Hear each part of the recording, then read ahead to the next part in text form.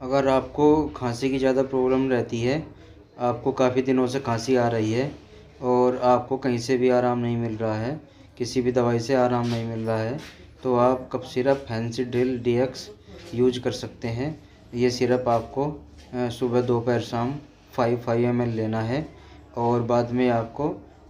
थोड़ा गर्म पानी पी लेना है और इसको आप 5 से 7 दिन तक लीजिए और आपकी जो है प्रॉब्लम जो है आपकी खांसी बिल्कुल ठीक हो जाएगी।